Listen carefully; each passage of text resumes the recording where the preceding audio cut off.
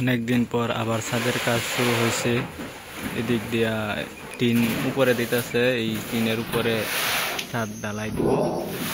আর রডের নিচে যে দেওয়া হয়, ব্লক দেওয়া হয়, এই ব্লক বানানোর জন্য সিমেন্ট গুলতেছে।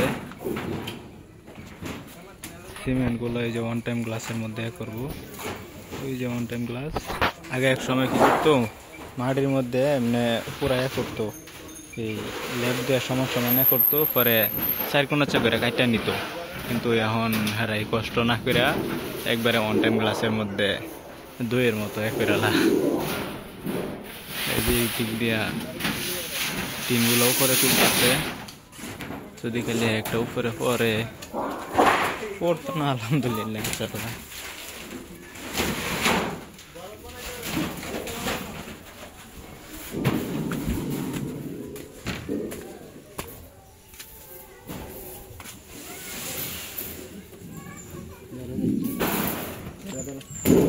পিছলে অনেক